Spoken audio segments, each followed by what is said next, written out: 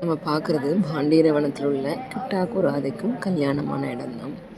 விக்ரமா அதை பற்றிய கதையை எக்ஸ்பிளைன் பண்ணான். கிட்டாக்கும் ராதைக்கும் ரகசியமாக கல்யாணம் நடந்ததால் அது பாகவதத்தில் சொல்லப்படலை. பிரம்மாவே கிட்டாக்கும் ராதைக்கும் கல்யாணம் பண்ணி வைக்கிறதா சொல்கிறான். அதனுடைய மூர்த்தி அழகாக வச்சுருக்கான். புராதனமான பாண்டீரவனம் இங்கே தான் கிட்டாக்கும் ராதைக்கும் கல்யாணம் பண்ணின இடம் அப்படின்னு சொன்னான். அப்புறம் இங்கே வேணினா எல்லாரும் கல்யாணம் நடக்குங்கிற மாதிரி சொன்னான். அப்புறம் இது கிட்டாவும் ராதையும் யுத்தம் பண்ணுற மாதிரி ஒரு படம் போட்டிருந்தா. அதில் ராதை தான் ஜெயிக்கிற மாதிரி சொல்லியிருந்தா. முனிவர் தன்னுடைய சிஷ்யாலோட ராதையோட கிரகத்துக்கு போஜனம் செய்ய வர மாதிரி ஒரு பிரதிமை வச்சுருந்தா. இந்த கதை நம்ம அண்ணாவே ஸ்ரீ அண்ணாவே பிருந்தாவனத்தில் இந்த கதையை சொல்லியிருக்கா.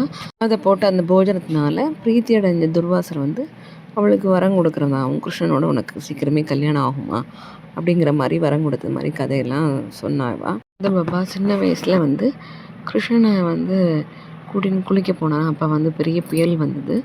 அந்த புயல் வந்தபோது ராதை அங்கே ஆவிர்வாகி கிருஷ்ணனை தூக்கின்னு போயிட்டு அப்புறம் ஒரு இடத்துல போனோடனே கிருஷ்ணன் பெரிய ரூபத்தை எடுத்துகிட்டு கல்யாணம் பண்ணிட்டாங்கிற மாதிரி சொல்கிறான். பேணி சங்கம் மாற மாதிரியே ஒரு கூப்பம் ஒன்றும் இங்கே காமிச்சா. ஒரு கிணறு ஒன்று பெருசாக இருக்குது. பிரலம்பாசுரனை வதம் பண்ண இடமும் இதுதான் அப்படின்னு சொன்னான்.